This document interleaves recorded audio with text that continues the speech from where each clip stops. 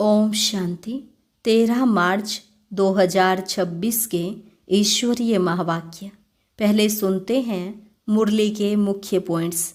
बाबा ने कहा, तुमको कोई चित्र आदि रखने की दरकार नहीं है। तुम्हें तो अपना चित्र शरीर भी भूलना है। देह सहित देह के सब संबंधों को भूलते जाओ। बाप का फरमान है, सिर्फ मुझे और स्वीट होम को याद करो। ऐसी अवस्था हो जाए कि जब यह शरीर छूटे तो समझे हमारे 84 जन्म पूरे हुए। अब इस पुरानी दुनिया को छोड़ हम चले बाप के पास। फिर बाबा ने कहा, तुम सबको जगाते रहो। जो बहुतों को जगाएंगे वही ऊंच पद पाएंगे। बच्चों की बुद्धि में खुशी का नगाड़ा बजना चाहिए। कर्म भोग की भोगना भी खुशी में हल्की हो जाती है। कुछ भोगना से, कुछ योग बल से, सब हिसाब किताब जुक्तू तो होने ही हैं। लास्ट में बाबा ने कहा, पहले तुम ईश्वर अर्थ इनडायरेक्ट देते थे, यहाँ है डायरेक्ट। अब मैं सम्मुख आया हूँ तो इस ईश्वरीय सेवा में लगाओ। जितना हो सके सेंटर खोलते जाओ, फिर तुमको 21 जन्मों के लिए वर्षा मिल जाएगा। वैसे भी सब कुछ खत्म हो जाना है। और अब सुनते हैं महावाक्यों को विस्तार से। मुरली का सार। मीठे बच्चे, तुम्हें श्रीमत पर तत्वों सहित सारी दुनिया को पावन बनाने की सेवा करनी है। सबको सुख और शांति का रास्ता बताना है। प्रश्न, तुम बच्चे अपनी देह को भी भूलने का पुरुषार्थ करते हो, इसलिए तुम्हें किस चीज़ की दरकार नहीं है? उत्तर, चित्रों की। जब यह चित्र देह ही भूलना है तो उन चित्रों की क्या दरकार है? स्वयं को आत्मा समझ विदेही बाप को और स्वीट होम को याद करो। यह चित्र तो है छोटे बच्चों के लिए, अर्थात नयों के लिए। तुम्हें तो याद में रहना है और सबको याद कराना है। धंधादी करते सतो प्रधान बनने के लिए याद में ही रहने का अभ्यास करो। गीत, तकदीर जगा कर आई हूँ। ओम शांति। मीठे मीठे बच्चों ने यह अक्षर सुने और फौरन खुशी में रोमांच खड़े हो गए होंगे। बच्चे जानते हैं यहाँ आए हैं अपना सौभाग्य स्वर्ग की तकदीर लेने। ऐसे और कहीं भी नहीं कहेंगे। तुम जानते हो हम बाप से स्वर्ग का वर्षा ले रहे हैं, अर्थात स्वर्ग बनाने का पुरुषार्थ कर रहे हैं। सिर्फ स्वर्गवासी बनने का नहीं, परंतु स्वर्ग में ऊंचते ऊंच पद पाने का पुरुषार्थ कर रहे हैं। स्वर्ग का साक्षात्कार कराने वाला बाप हमको पढ़ा रहे हैं। यह भी बच्चों को नशा चढ़ना चाहिए। भक्ति अब खत्म होनी है। कहा जाता है भगवान भक्तों का उद्धार करने आते हैं, क्योंकि रावण की जंजीरों में फंसे हुए हैं। अनेक मनुष्यों की अनेक मतें हैं। तुम तो जान गए हो, सृष्टि का चक्र यह अनादि खेल बना हुआ है। यह भी भारतवासी समझते हैं। बरोबर हम प्राचीन नई दुनिया के वासी थे, अब पुरानी दुनिया के वासी बने हैं। बाप ने स्वर्ग नई दुनिया बनाई, रावण ने फिर नर्क बनाया है। बाप दादा की मत पर तुम अब अपने लिए नई दुनिया बना रहे हो, नई दुनिया के लिए पढ़ रहे हो। कौन पढ़ाते हैं? ज्ञान का सागर पतित पावन जिसकी महिमा है। एक के सिवाय और किसकी महिमा नहीं गाई जाती है। वही पतित पावन है। हम सब पतित हैं। पावन दुनिया की याद कोई को नहीं है। अभी तुम जानते हो, बरोबर 5000 वर्ष पहले पावन दुनिया थी। यह भारत ही था। बाकी सब धर्म शांति में थे। हम भारतवासी सुख धाम में थे। मनुष्य शांति चाहते हैं, परंतु यहाँ तो कोई शांत रह ना सके। यह कोई शांति धाम नहीं है। शांति धाम है निराकारी दुनिया, जहाँ से हम आते हैं। बाकी सतयुग है सुख धाम, उसको शांति धाम नहीं कहेंगे। वहाँ तुम पवित्रता, सुख, शांति में रहते हो, कोई हंगामा नहीं रहता। घर में बच्चे झगड़ा आदि करते हैं तो उनको कहा जाता है शांत रहो, तो बाप कहते हैं तुम आत्माएं उस शांति देश की थी, अब झगड़ालू देश में आकर बैठे हो। यह बात तुम्हारी बुद्धि में है। तुम बाप द्वारा फिर से ऊंचते ऊंच पद पाने का पुरुषार्थ कर रहे हो।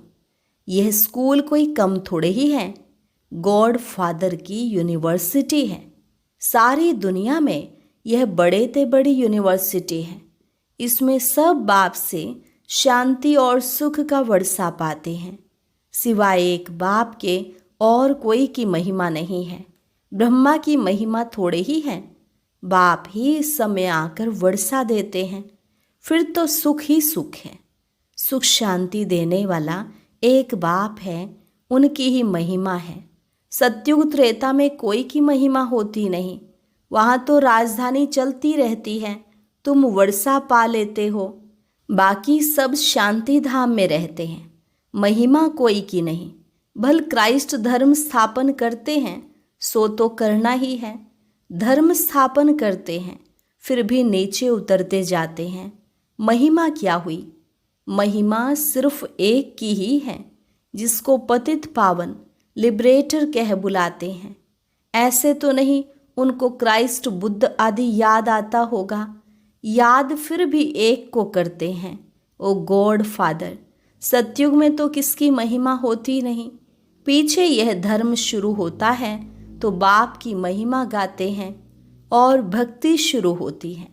ड्रामा कैसे बना हुआ है, कैसे चक्र फिरता है, तो जो बाप के बच्चे बने हैं वही जानते हैं। बाप है रचता, नई सृष्टि रचते हैं, स्वर्ग। परंतु सब तो स्वर्ग में नहीं आ सकते। ड्रामा के राज को भी समझना है। बाप से सुख का वर्षा मिलता है। इस समय सब दुखी हैं, सबको वापस जाना है, फिर आएंगे सुख में। तुम बच्चों को बहुत अच्छा पार्ट मिला हुआ है। जिस बाप की इतनी महिमा है वह अब आकर सम्मुख बैठे हुए हैं और बच्चों को समझाते हैं। सब बच्चे हैं ना, बाप तो एवर हैप्पी है। वास्तव में बाप के लिए यह नहीं कह सकते। अगर वह हैप्पी बने तो अनहैप्पी भी बनना पड़े। बाबा तो इन सब से न्यारा है। जो बाप की महिमा है वही इस समय तुम्हारी महिमा है। फिर भविष्य में तुम्हारी महिमा अलग होगी। जैसे बाप ज्ञान का सागर है, तुम भी हो। तुम्हारी बुद्धि में सृष्टि चक्र का ज्ञान है। जानते हो बाप सुख का सागर है, उनसे अथाह सुख मिलते हैं। इस समय तुम बाप से वर्षा ले रहे हो। बाप बच्चों को अभी श्रेष्ठ कर्म सिखला रहे हैं। जैसे यह लक्ष्मी नारायण हैं, इन्होंने जरूर आगे जन्म में अच्छे कर्म किए हैं जो यह पद पाया है। दुनिया में यह कोई समझते नहीं कि इन्होंने राज्य कैसे पाया। बाप कहते हैं तुम बच्चे अब यह बन रहे हो।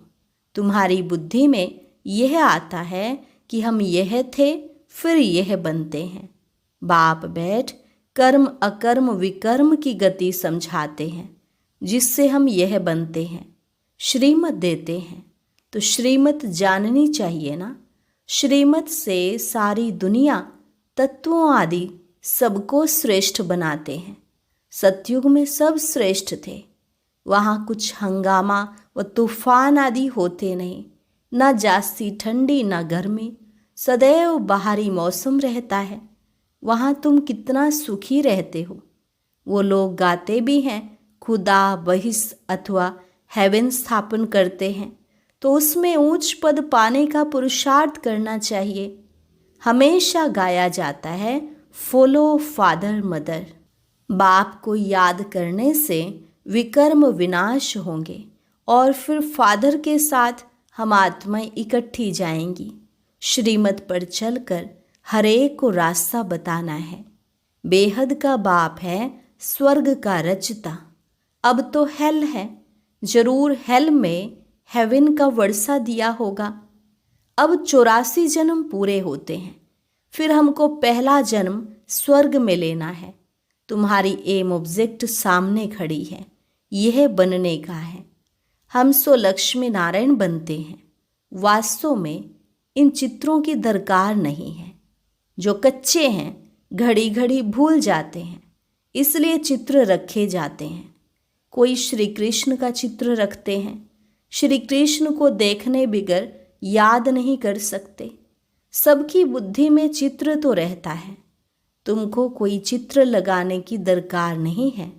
तुम अपने को आत्मा समझते हो, तुम्हें अपना चित्र भी भूलना है। देह सहित सब संबंध भूल जाने हैं। बाप कहते हैं तुम हो आशिक एक माशूक के। माशूक बाप कहते हैं मुझे याद करते रहो तो विकर्म विनाश हो जाएं। ऐसी अवस्था रहे जो शरीर जिस समय छूटे तो समझे हम इस पुरानी दुनिया को छोड़ अब बाप के पास जाते हैं। 84 जन्म पूरे हुए, अब जाना है। बाबा ने फरमान किया है कि मुझे याद करो, बस बाप और स्वीट होम को याद करो।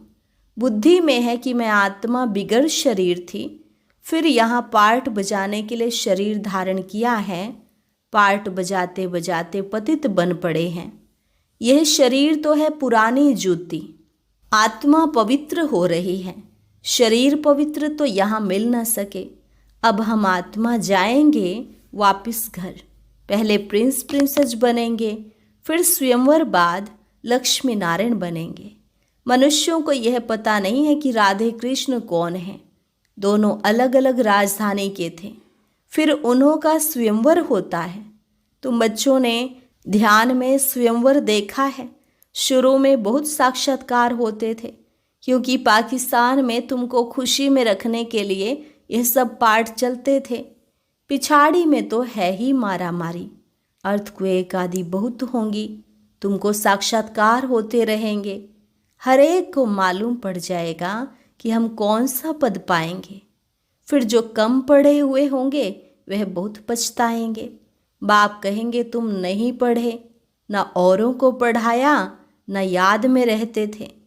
याद से ही सतो प्रधान बन सकते हो। पतित पावन तो बाप ही है। वह कहते हैं मामेकम याद करो तो तुम्हारी खाद निकल जाएगी। पुरुषार्थ करना है याद की यात्रा का। धंधा आदि भले करो, कर्म तो करना ही है ना, परंतु बुद्धि का योग वहाँ रहे। तमो प्रधान से सतो प्रधान यहाँ बनना है। गृहस्थ व्यवहार में रहते हुए तुम मुझे याद करो, तभी तुम नई दुनिया के मालिक बनेंगे। बाप और कोई तकलीफ नहीं देते हैं, तुमको बहुत सहज उपाय बताते हैं। सुख धाम का मालिक बनने मामेकम याद करो। अभी तुम याद करो, बाबा भी स्टार है। मनुष्य तो समझते हैं वह सर्वशक्तिमान है, बड़ा तेजवान है। बाप कहते हैं मनुष्य सृष्टि का चैतन्य बीज रूप हूँ। बीज होने के कारण सृष्टि के आदि मध्य अंत को जानता हूँ। तुम तो बीज नहीं हो, मैं बीज हूँ, इसलिए मुझे ज्ञान सागर कहते हैं। मनुष्य सृष्टि का चैतन्य बीज है। उनको जरूर मालूम होगा कि यह सृष्टि चक्र कैसे फिरता है। ऋषि मुनि कोई रचता और रचना के आदि मध्यांत को नहीं जानते। बच्चे अगर जानते तो उनके पास जाने में देरी नहीं लगती, परंतु बाप के पास जाने का रास्ता कोई भी नहीं जानते। पावन दुनिया में पतित जा ही कैसे सकते। इसलिए बाप कहते हैं काम महाशत्रु पर जीत पहनो। यही तुमको आदि मध्य अंत दुख देते हैं। तुम बच्चों को कितना अच्छी रीति समझाते हैं, कोई तकलीफ नहीं। सिर्फ बाप और वर्षे को याद करना है। बाप की याद अर्थात योग से पाप भस्म होंगे। सेकंड में बाप से ही बादशाही मिलती है। बच्चे भल स्वर्ग में तो आएंगे, परंतु स्वर्ग में भी ऊंच पद पाना उसका पुरुषार्थ करना है। स्वर्ग में तो जाना ही है। थोड़ा भी सुनने से समझ जाएंगे बाप आया है। अभी भी कहते हैं यह वही महाभारत लड़ाई है। जरूर बाप भी होगा जो बच्चों को राजयोग सिखलाते। तुम सबको जगाते रहते हो। जो बहुतों को जगाएंगे वह ऊंच पद पाएंगे। पुरुषार्थ करना है। सब एक जैसे पुरुषार्थी हो न सके। स्कूल बड़ा भारी है। ये है वर्ल्ड की यूनिवर्सिटी। सारी वर्ल्ड को सुख धाम और शांति धाम बनाना है। ऐसा टीचर कभी होता है क्या? यूनिवर्स सारी दुनिया को कहा जाता है। बाप ही सारी यूनिवर्स के मनुष्य मात्र को सतो प्रधान बनाते हैं, अर्थात स्वर्ग बनाते हैं। भक्ति मार्ग में भी जो त्योहार मनाते हैं वो सभी अब संगम युग के हैं। सत्युग त्रेता में कोई त्योहार होता नहीं। वहाँ तो प्रारब्ध भोगते हैं। त्योहार सब यहाँ मनाते हैं। होली और धुरिया यह ज्ञान की बातें हैं। पास्ट जो हुआ उसके सब त्योहार मनाते आए हैं सब इस समय के। होली भी इस समय की है। इस 100 वर्ष के अंदर सब काम हो जाता है। सृष्टि भी नई बन जाती है। तुम जानते हो हमने अनेक बार सुख का वर्षा लिया है, फिर गंवाया है।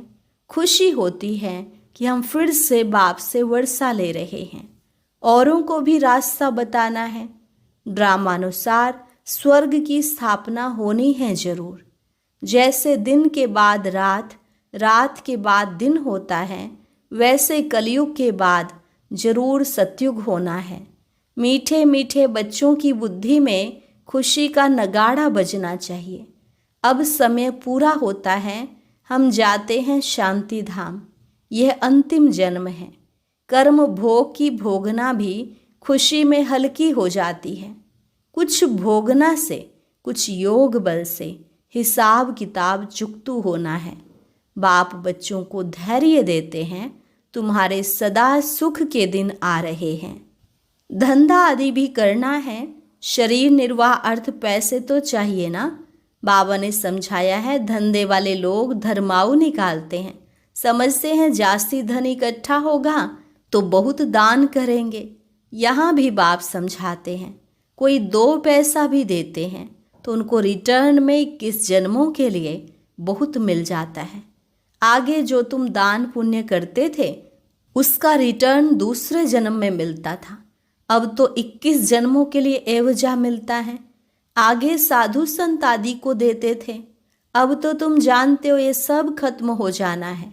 अब मैं सम्मुख आया हूँ तो इस कार्य में लगाओ तो तुमको 21 जन्मों के लिए वर्षा मिल जाएगा। आगे तुम इनडायरेक्ट देते थे, यह है डायरेक्ट। बाकी तो तुम्हारा सब खत्म हो जाएगा। बाबा कहते रहते हैं पैसे हैं तो सेंटर खोलते जाओ। अक्षर लिख दो, सच्ची गीता पाठशाला। भगवानुवाच मामेकम याद करो और वर्षे को याद करो। अच्छा, मीठे मीठे सिकिलधे बच्चों प्रति माता पिता बाप दादा का याद प्यार और गुड मॉर्निंग। रूहानी बाप की रूहानी बच्चों को नमस्ते। रूहानी बच्चों की रूहानी बाप दादा को नमस्ते नमस्ते, गुड मॉर्निंग। शुक्रिया बाबा, शुक्रिया। धारणा के लिए मुख्य सार। पहली पॉइंट, बाप समान महिमा योग्य बनने के लिए फॉलो फादर करना है। यह अंतिम जन्म है, अब घर जाना है। इसलिए खुशी में अंदर ही अंदर नगाड़े बजते रहें। कर्म भोग को कर्म योग से अर्थात बाप की याद से खुशी खुशी चुकतू करना है। वरदान, बालक सो मालिकपन की स्मृति से सर्व खजानों के अधिकारी प्राप्ति संपन्न भव। बालक सो मालिकपन की स्मृति से सर्व खजानों के अधिकारी प्राप्ति संपन्न भव। हम बाप के सर्व खजानों के बालक सो मालिक हैं। नेचुरल योगी, नेचुरल स्वराज्य अधिकारी हैं। इस स्मृति से सर्व प्राप्ति संपन्न बनो। यही गीत सदा गाते रहो कि पाना था सो पा लिया, खोया पाया, यह खेल नहीं करो। पा रहा हूँ, यह अधिकारी के बोल नहीं। जो संपन्न बाप के बालक सागर के बच्चे हैं वह नौकर के समान मेहनत कर नहीं सकते। स्लोगन: योग बल द्वारा कर्म भोग पर विजय प्राप्त करना यही श्रेष्ठ पुरुषार्थ है। योग बल द्वारा कर्म भोग पर विजय प्राप्त करना यही श्रेष्ठ पुरुषार्थ है। अव्यक्त इशारे: निश्चय के फाउंडेशन को मजबूत कर सदा निर्भय और निश्चिंत रहो। सबसे पहले स्वयं में पूरा फेथ, विश्वास चाहिए, फिर बाप दादा और सर्व परिवार की आत्माओं में फेथफुल होना पड़ता है। जितना फेथफुल बनकर निश्चय बुद्धि होकर कोई कर्तव्य करेंगे तो फेथफुल होने से सक्सेसफुल हो ही जाएंगे। फेथफुल होने से हर कर्तव्य, हर संकल्प, हर बोल पावरफुल होगा। अच्छा, और अभी सुनते हैं आज का अव्यक्त ज्ञान मोती।